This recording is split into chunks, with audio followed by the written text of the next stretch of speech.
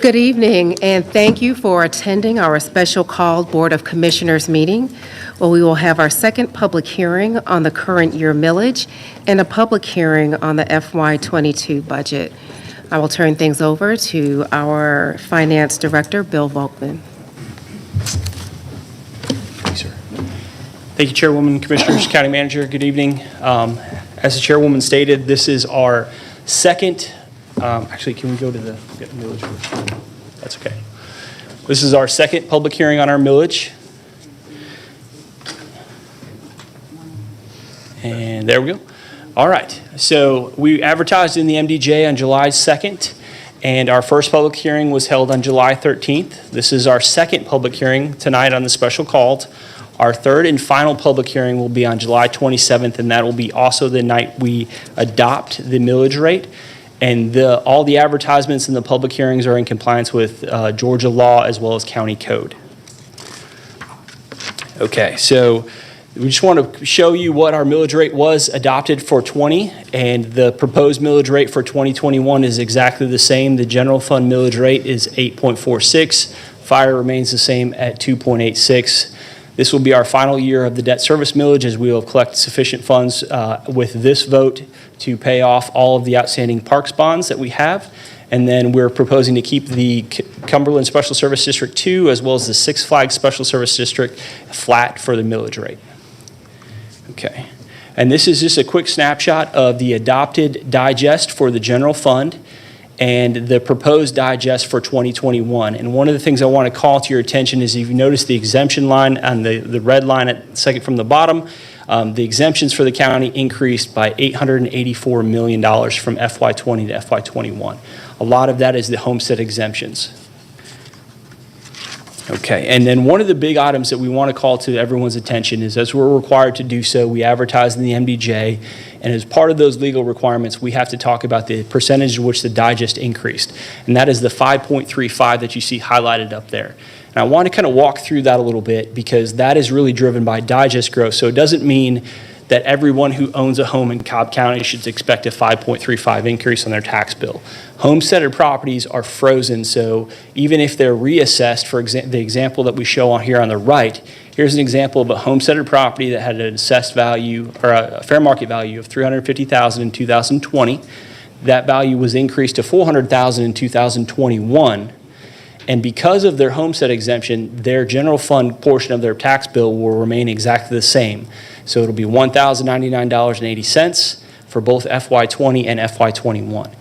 Now, this does not take into account those properties that do not have homestead exemptions. They will experience an increase if they had a reassessed value. So if they have a higher value and it's not a homesteaded property, such as investment properties and commercial properties and those of nature that do not have the ability to have a homestead exemption, they would experience an increase if they had an increase in their value. But for the primary resident, they will not experience an increase in their general fund property taxes because of that homestead exemption. And that's really that exemption slide or exemption line that you're seeing here, that red line. That's where that increase goes up each and every year, is because as home values increase, that exemption becomes bigger and bigger because that is frozen. The only time that turns over is when somebody sells a property and the new homeowner has to file a homestead exemption at a higher value. But if you're in your home for a period of time, once you file your exemption, it is frozen. Okay. So I hope that explains the general fund millage rate and kind of where we are and what we're proposing for FY21. So if there's no questions from the board, I would ask that we open the public hearing. Thank you, Bill. For those who are here to address our millage, you may address the Board of Commissioners at 3 minutes apiece for each speaker. Again, this public hearing is specifically for our millage. So those of you who are here to address us may please approach at this time.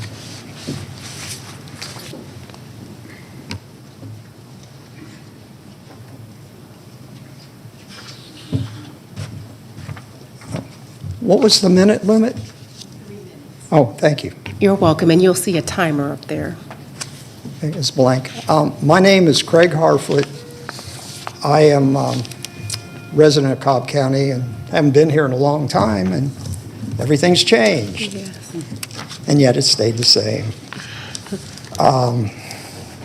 I ran for chair against Olins once upon a time, and it was about a tax increase as soon as I built my house, and it was like 1990. And anyhow, it's amazing that in a year of COVID, when everybody's getting unemployment, that lowering tax rates would, all the houses in Cobb County in the low-end spectrum go up $100,000 when they're sold. And well, the one thing I wanted to really discuss was that my daughter was out here looking. And then we just decided, because of the condition of them and everything else, that we'd just wait till it goes down again.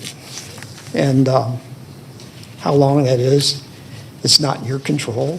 It's about the cheap money. But that is something that when the cheap money stops, like it did in 2008, and people lose jobs because energy went up and food went up, and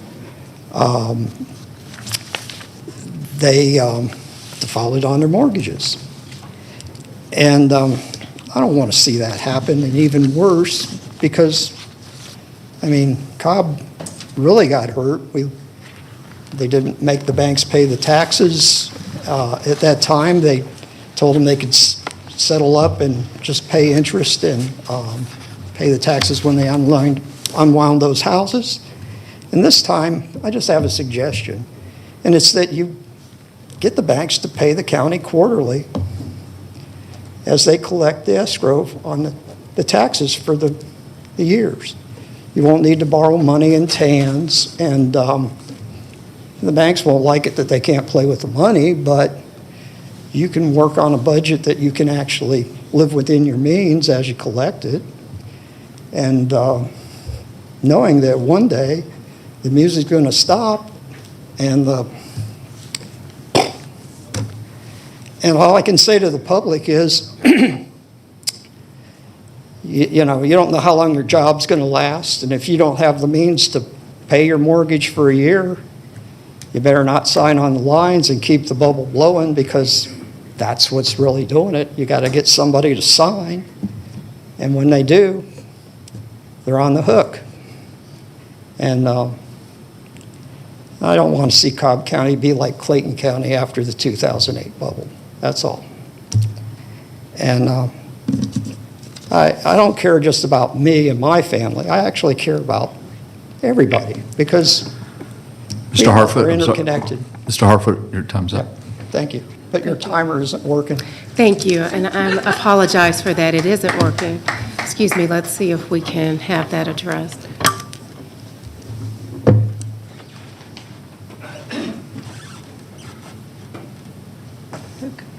Just one moment before we have our next speaker. We just want to make sure we can get our timer fixed.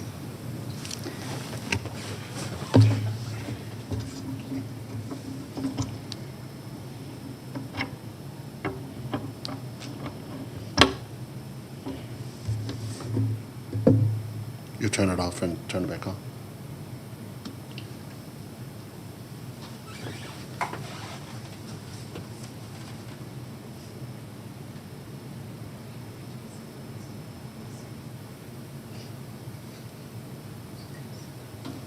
It was working earlier today.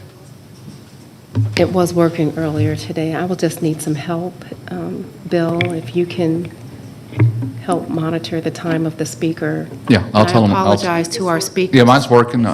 Yours is working, mine isn't. Is it working up there? Neither is mine. Yeah.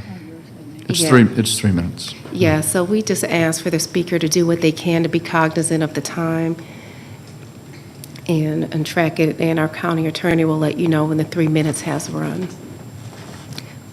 Okay, we can have our next speaker, and I'm sorry, Ray, I think I saw you approaching the dais. Thank you.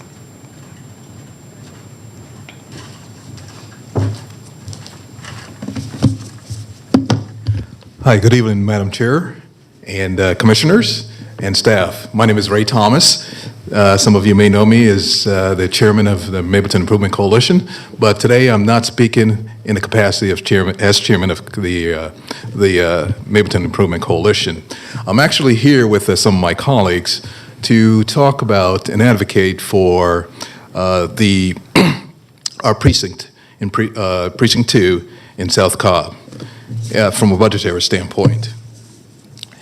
For about 2 years now, the PDG group, which is Police Discussion Group, is a citizen advisory group. We've been working with our precinct, police precinct, to talk about different issues that impact our community.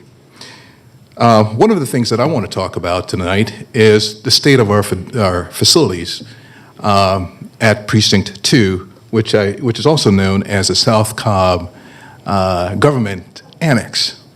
And so Cornelius, if you'll just cue up some of the pictures. You know, from a budgetary standpoint, I'd like to know, what are we doing to improve the condition of the facilities here at our annex? If you notice on the screen, we have on the exterior of the building, we have landscaping issues. We have signage issues.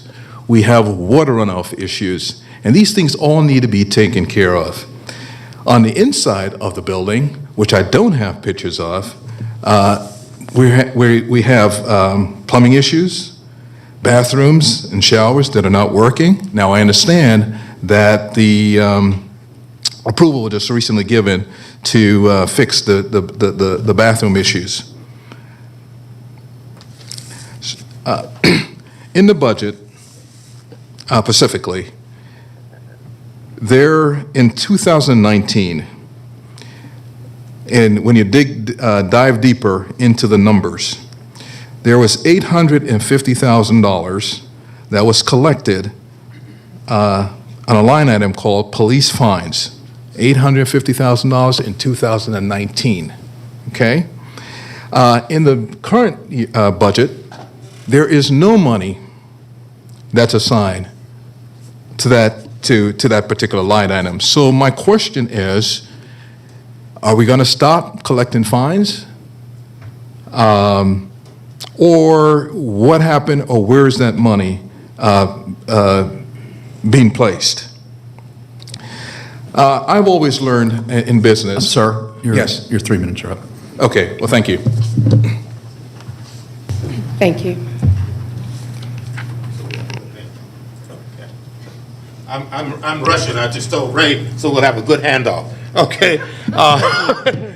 Good. We won't kill any time. My name is Dr. Ben Williams, and I'm president of the Cobb County Chapter of the Southern Christian Leadership Conference, but also I sit on the precinct discussion group. And for those board members who were with us last term and the term before, just very quickly, that mechanism was set up in place as a part of our overall efforts to increase the relationships between law enforcement and community, to have citizens, in fact, meet frequently, with police, and also to be with them, as the song says, in good times and bad times, okay? So that's a little bit of the context.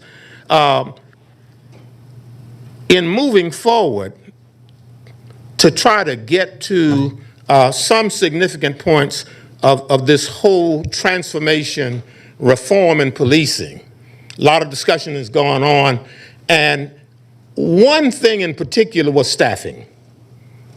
Different kind of staffing.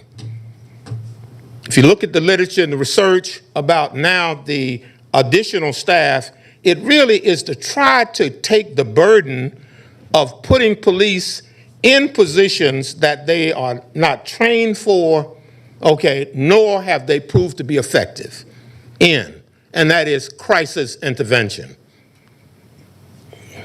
Won't be long to come up with a lot of documentations of how those things go wrong.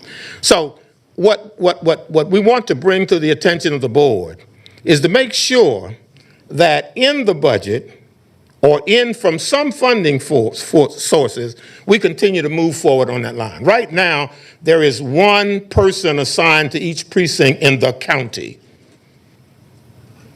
We need teams of people, and not so much sworn law enforcement officers, but people who have deep training in mental health and other kinds of situations that when they respond to my call that there's an unknown guy in my pool who is naked and who is howling at the moon, okay, a sworn police officer is not the point person to go out.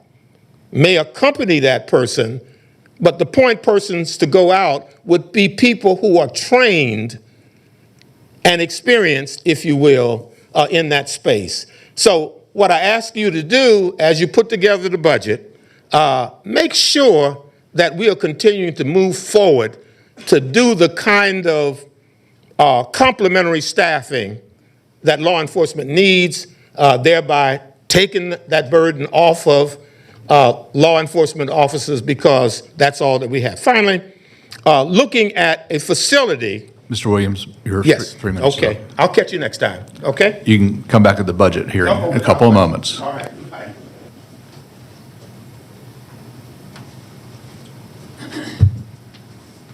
Good evening. My name is Pamela Reardon. Good evening, Madam Chair, and Commissioners. I'm here, I guess he was speaking for an increase in the millage, I'm not sure, but I'm here to either decrease the millage or keep it the same so that our property or our taxes do not increase. I'm okay with you keeping the millage rate the way it is now. If you promise next year you're not going to increase it, because we do have a lot of surplus with the general fund with increasing 5.5%. So can we not put that aside and have it in the reserve fund and not keep spending and spending and spending? I mean, every time I turn around, I read the MDJ or I watch anything that you're doing, of course we get all the money from the federal government. I don't think everybody understands that that's not printed or fallen from the trees. It's being printed. And that's going to lead to a very high rate of inflation. So next year, I am a realtor, and I predict that we are going to have a market crash either next year or the next year, following year. There are devastating things that are coming. So I want to put a halt on a lot of the spending, and I want to put this money aside for a rainy day. So that is, what I would suggest. I'm welcome to call me or talk to me about anything else in those suggestions. But I feel for the gentleman, and I know everybody wants to spend more. We want more people, more staff, more everything.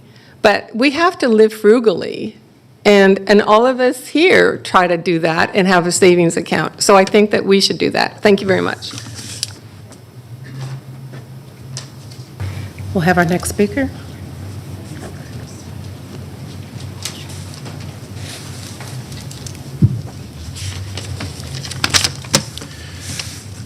Good evening, Chairwoman Cupid, Commissioner Sheffield, and other distinguished commissioners. My name is Joel Cope, and you know me by many hats. But tonight, I rise as a member of the Precinct Discussion Group for Precinct 2 and the Neighborhood Safety Commission to speak on the subject of the law enforcement and providing more finances and resources for them.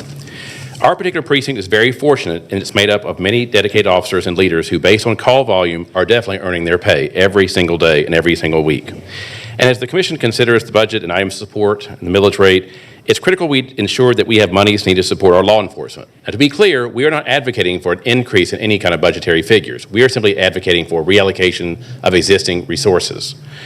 But in particular, there are several items which were needed, and I mentioned them in no particular order for this group. One is the need for 10 license plate readers. This is very simple technology, but it's a very critical tool to help law enforcement in order to gather large amounts of information and to be able to easily capture those who would otherwise break the law and perhaps escape detection. Because it's cost prohibitive to put these on vehicles, we need only those needed to be placed in fixed places within strategic intersections or hotspots within the precinct. So while we advocate for license plate readers, we're doing so in a fiscally responsible manner. Another regards the increases in pay for those officers that are in the ranges of 1 to 7 years of service. These were approved by the board on previous occasions, and we need to ensure that these are being allowed to be paid out to the officers who are impacted. The federal government, through the CARES Act and the American Rescue Plan Act, as this previous speaker mentioned, have sent funds throughout the country in order to provide a wide variety of relief to sectors of the economy impacted negatively by COVID. Cobb County, no doubt, has received and will receive some of those funds. For that reason, it should be the case there is money available to pay out for these improvements to the deserving officers. If we truly value the work and contributions of those brave men and women who serve us each and every day to keep us and our families safe, we as a county need to put our money where our mouth is.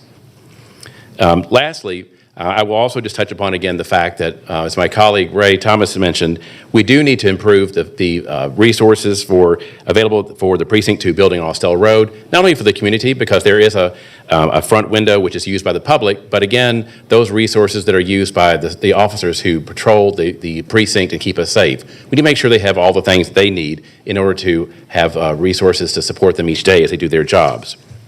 Now, there is certainly more that could be said on these subjects, but in the interest of brevity and out of respect for others, I would simply say that we as a county, when it comes to making our budgets, need to ensure that we make adequate allowances within that same budget to support our local law enforcement officers. Again, we are not pushing for an increase in monies. We're talking about a reallocation of monies within the budgets that we have. But thank you for your time and appreciate your consideration. Thank you. From our next speaker. Are there any additional speakers regarding the millage hearing? Okay, that public hearing is now closed.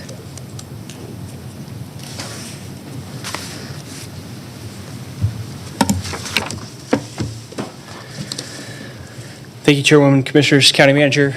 We are moving on to our second item for tonight, and it's to conduct our first public hearing on the FY22 proposed budget. Okay, very similar schedule to the millage rate, except for we advertised in compliance with state and county code on July 9th. We had our first budget presentation on July 13th. Our public hearing is tonight at the special called meeting, and we will have budget adoption on July 27th on the regularly scheduled meeting. At the same night, we'll adopt the millage. Okay, so as a part of any budget presentation, we always want to identify new full-time positions created as well as any additional part-time. In this proposed budget, we're asking the board to create 4 new full-time positions. 3 of those positions are in elections, and then we have a diversity, equity, and inclusion officer within the county manager's office. And then we have some additional part-time staff for elections, 2 part-time staff, election specialist 2 and election specialist 1. These are the only positions that we are proposed to be created during the FY22 budget. Okay, so a couple of the major assumptions as we move into this. We're proposing a flat millage, as we've already discussed in the previous public hearing. The tax increase for this past year was a net of 5.5%, and then we're looking at an additional projected 3% increase for 2022. And that'll translate as we get closer into or deeper into the numbers for the general fund. The water transfer from the general fund is being proposed to remain at 8%. It does have a cap of 10%, and we've lowered it over a period of time. We're taking a year pause on that to leave it at 8% for 2 consecutive years. Some of the major expenditure assumptions that we're looking at is the continuation of the public safety step and grade program, the first year of a 3-year compression adjusted public safety officers, a compression contingency for non-public safety employees as well, a 3% merit for employees not included in the step and grade program, and then we have increases to pension and health care, and then we've also added back our capital. All of these personnel adjustments, whether it be the step and grade, the compression, or the 3% merit, will take place on the pay period beginning March 6th and to be paid out on March 25th. So all employees will receive the same benefit, these benefits on the same paycheck. All right, and then as I stated, we are restoring the previous levels of vehicle replacement and undesignated capital, which we'll get into here shortly. Okay, this is the general fund revenues. I just want to call a few of these to your attention. As you look down the list, you'll see that the vast majority of these are actually negatives. We're still experiencing some significant impacts from COVID, and we want to be conservative in our budget process. So we took a step back from a lot of these categories. Most of them are fairly small step backs, but you'll notice some of the big negatives on there. Fines and forfeitures, 35% decrease. This is something that we're experiencing as COVID and as the pandemic has greatly impacted our courts and as our ability to issue fines and citations, as well as to collect them. One of the other big items is other financing sources. Primarily, this is interest revenue that the county generates.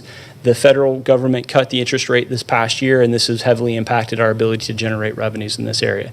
Although it's only, like I said, 1.1 million in 2021 down to 177,000. The big picture of this is it's not a significant portion of the budget, but it is a significant decrease in this one category. The major drivers, though, of this increase, and the overall increase is 4.82%, is coming from property taxes as well as other taxes. We've already talked in length about the digest increase and the millage rate, so there's no surprise there. The other taxes is really being driven by our title ad valorem taxes collected on vehicles purchased within the county. A few years ago, the state changed the collection process, so it's based on where the dealership is located, and most of our dealerships are located in unincorporated Cobb County. And if anybody's tried to buy a vehicle lately, inventory is in short supply, and people are buying vehicles left and right. So we are taking this up slowly. We are experiencing growth over this projected budget already in FY21, but again, we want to be conservative as we move forward because we don't anticipate this continuing forever. Okay, that's a summary of the revenues. I'm going to jump into the expenditure side. Personnel being the biggest category, we're seeing a 3.65% increase, but that touches all of the areas that we just talked about. That's your step, that's your merit, that's your compression, and those type of items, as well as increases to pension and healthcare costs.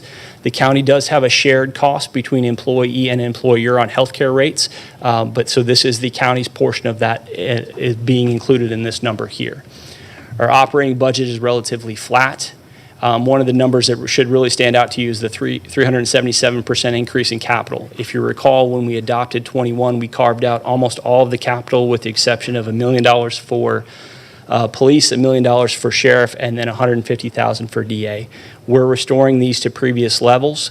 With that being said, the county was able to catch up on a lot of our vehicle replacement during the previous 3 years to the pandemic, and we were budgeting $8.5 million for vehicle replacement. Working with our fleet department, that number has decreased to an annual projected cost of $5 million. So you do have a little bit of a give and take. It did go down, but we are restoring that as part of the regular budgeting process. In addition to that, you'll see $3.5 million for undesignated capital to maintaining county facilities. Our debt service is basically our stadium bonds that we have outstanding. This is based on a schedule, so there's really not much change there.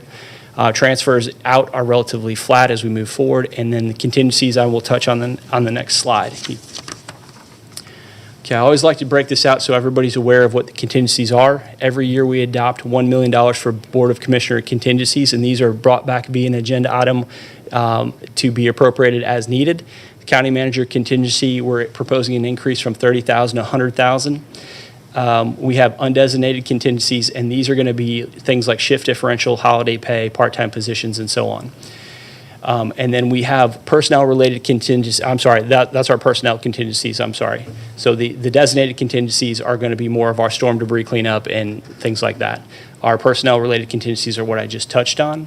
And then also within that is the $1 million for compression adjustment for non-public safety contingency is included in that number. The county is receiving a new judge this January, a Superior Court judge, so all the positions tied to that judge are included in here, and this is the full year impact. So although we're not receiving it until January, we wanted to be make sure the board was prepared as we move into FY23. The full year costs are in that $1 million. Okay, and then one of the big topics that we always want to discuss is how do we plan on paying for the stadium bonds? One of the biggest focuses that we've had in recent years is holding the general funds portion of that flat. We have a commitment to the taxpayers to slowly reduce that over time. That was going down significantly pre-pandemic, and during the pandemic, we were able to hold it flat at current levels.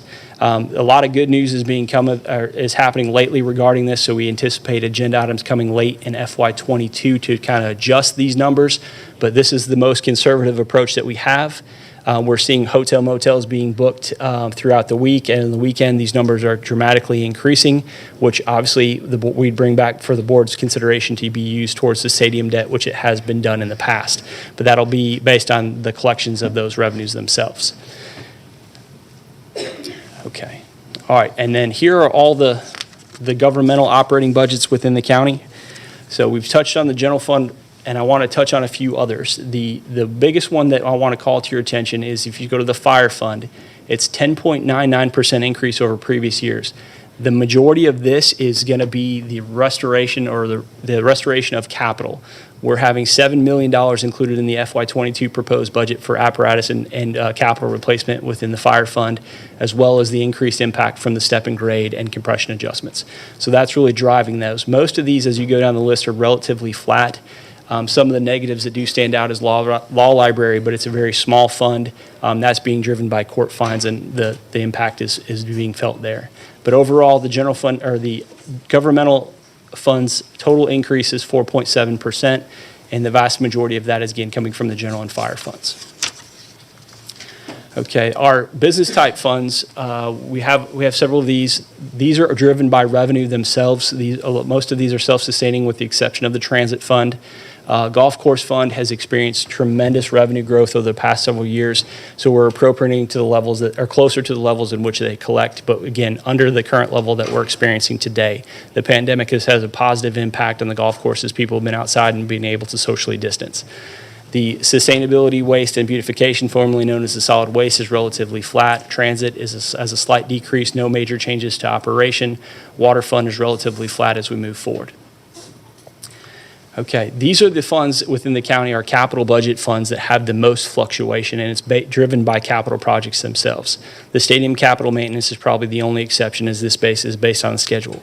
The $2.7 million that is budgeted for 22, again, please remember that is shared between the county and the Braves. It's 50-50 share, and that is put into a fund and is kept there until there's a capital replacement request related to the stadium, which the county would then approve. The other capital project fund itself is relatively flat as we move forward. Where you see the biggest changes in the two water funds here, and these are the water capital projects funds. The first one, the water RE&I fund, it's about a $30 million increase, and this is due to the bonds that were issued to help us address the lift station loss and the capital projects associated with them. So you're going to see this as an increase in FY22 as these projects start to become completed or we start to really move on these projects in FY22. The water system development fees has a decrease as we're using cash to pay this year's portion of the GFA loans that we have outstanding. And we can do that as we have significant cash in the fund to address those needs. Okay, so that's a very brief and very, very quick overview of the budget process. Can I answer any questions for the board before we ask the public hearing be open? Thank you for asking, Bill. Do commissioners have any questions? Okay, seeing no questions, we can move forward with our public hearing. Thank you. With that, we'll declare the public hearing open. Similar to our millage hearing, speakers will have 3 minutes to address our budget and can begin to approach at this time.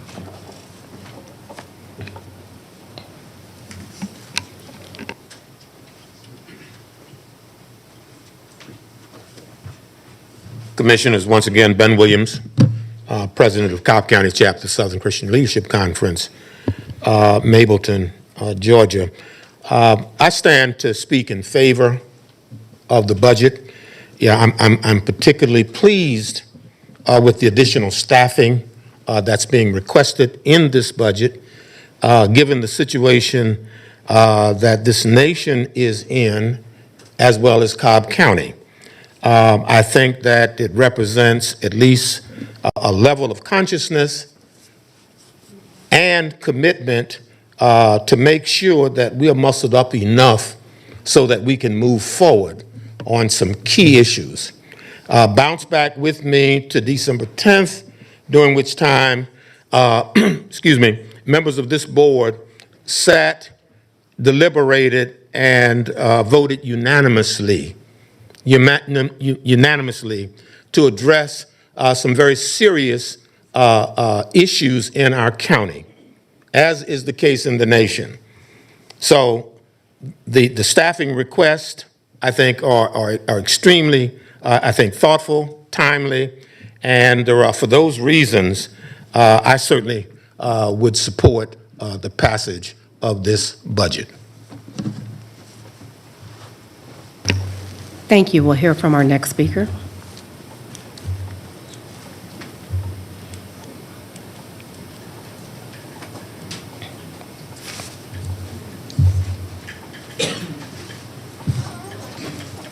Hello again. Commissioners, my name's Craig Harfoot, as I said before, and the stadium is the debt that keeps on taking, isn't it? It went up. They want more money, and they didn't do nothing last year. They were closed. But anyhow, I don't know. It comes to mind that I got to read more about the millage rate, and we probably should have rolled it back and then refigured the budget, because the residential housing is still problematic to me. And, you know, I'm sure you're aware that Deutsche Bank foreclosed on Town Center on Simon Group, and I mean, they haven't done nothing all year down in Buckhead. And retail, yeah, thank God for the internet tax though, right? And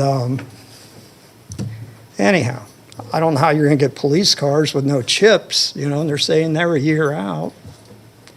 There's a lot of stuff out there, and you should save every dime you got for a rainy day. And, you know, nobody was driving last year, so I don't guess they wrote many tickets. The gentleman was asking where some revenue went, and I bet that's where it went. If you don't drive, you can't get a ticket. And but you don't use much gas. You don't have to put the police out. But I still say, really, you should roll back the millage rate, because that isn't going to be counted on, you know, and I don't know who's going to pull the trigger this time, if it's the head of a Fed telling a financial analyst or crop failures in America, but it could be anything. And you just, it is raining, and we do have rust fungus in my garden, and that's going to be a problem for food supply and food costs. And like I said, most of the people that just paid too much for their houses, they didn't get the tax bill yet. Wait till the bank sends that to them and raises their escrow accounts, and that may precipitate some of the foreclosures, because it's a big chunk of change, and that's what that is, the budget. And I just hope you keep all that in mind, because it's the people that elected you. You know, it's your constituents. It isn't somebody else. And thank you for your time. And I know you're all thoughtful and you'll think about it. But COVID kept me from here. I would have been here talking months ago. But thanks. Thank you. We'll hear from our next speaker.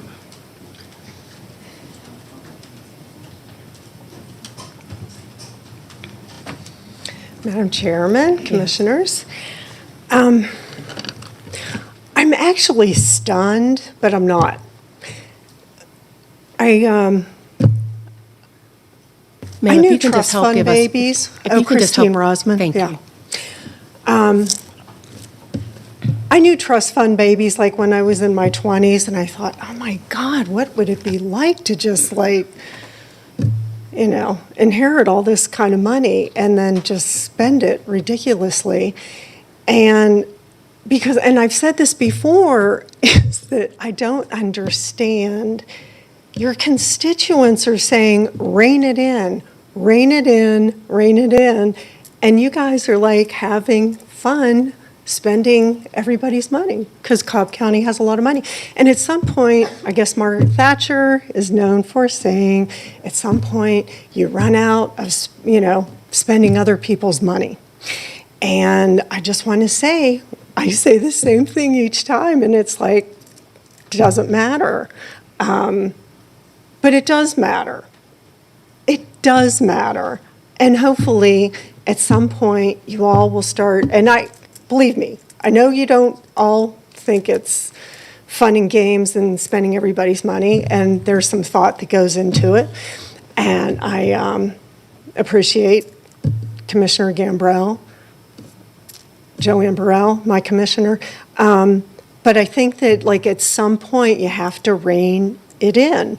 And I don't know what that, I don't know. I mean, it's almost comical, but it's not, because at some point it's going to catch up with us. And there are a lot of reasons why people move to Cobb County is because we like Cobb County. And It's going to not look like Cobb County pretty soon if we just keep spending money like crazy. And because the other thing too is that once you get used to spending money like that, what does happen is a lot of people on fixed incomes, like the elderly that are on a fixed income. And then when things start changing up a little bit, and they're not going to be able to afford their housing. So I'm just saying, rein it in. Thank you. Thank you. We'll hear from our next speaker.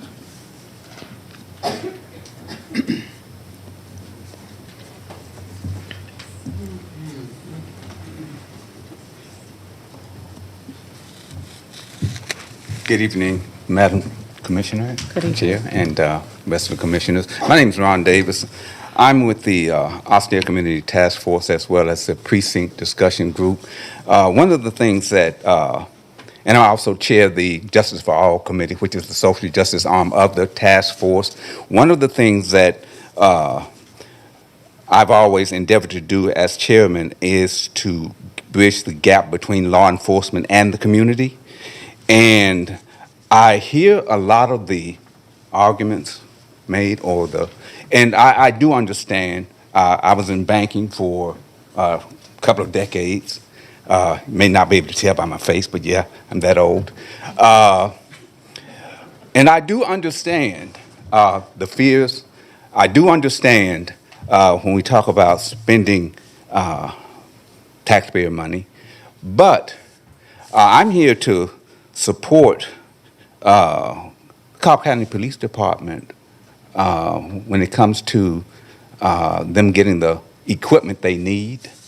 One of the things I've always believed is that no community can truly be healthy without a healthy relationship with law enforcement. And for that relationship to be healthy, there has to be trust, there has to be transparency, there has to be a willingness on the part of the public to make sure that law enforcement has the equipment it needs to police properly. Now, I live in South Cobb, and I moved here from California.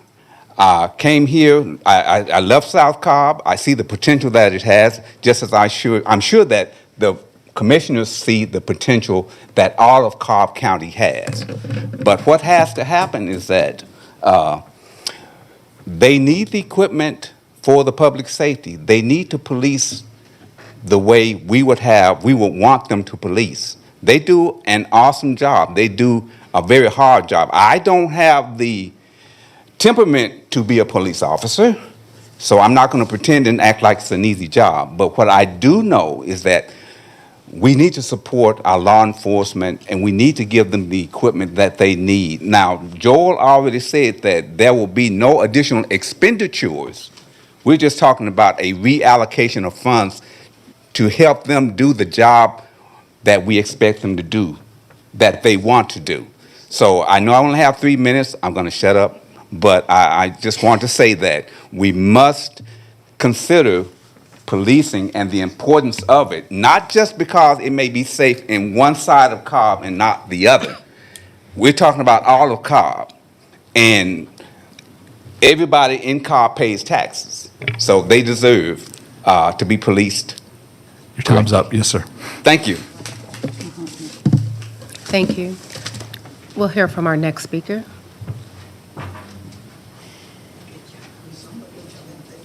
Any additional speakers? With that, okay.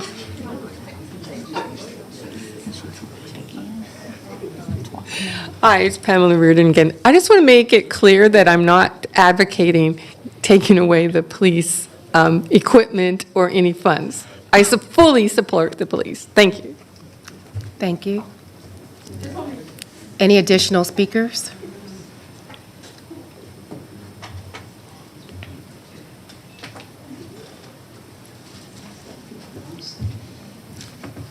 Good evening, Commission. My name is Amanda Harden. I am simply here in favor of installing a roundabout at the end of the subdivision I live in. On July 3rd, there was a fatal accident, a motorcycle crash, a young college student, matter of fact, and it was simply a result of this poor design of the infrastructure in this neighborhood. The traffic is kind of outdated. I've lived in the subdivision. The one I'm referring to is Hidden Forest Court and Big Shanty Road. And I've lived in this subdivision for 4 years now. Seen a lot of changes. Thousands of people actually have moved into this neighborhood in the last couple of years. I just feel like it's important to update the traffic system because there's a higher amount of traffic coming in and out, and I'd hate to see other people lose their lives simply because of an infrastructure issue. So I'm just here to speak on behalf of installing a roundabout, or at least considering changing the way traffic is run in this intersection, because there are countless crashes here on a month-to-month basis. In fact, several of the residents, myself included, are terrified to make a left turn out of the neighborhood because of oncoming traffic just so fast. And so just bring some attention to a necessary cause. Thank you. Thank you. Are there any additional speakers?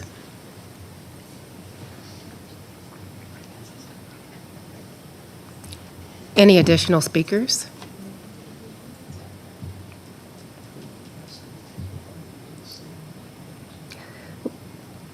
With that, I declare our public hearing closed. Thank you for coming this evening. We will have our next hearing at our next Board of Commissioners meeting next week, Tuesday.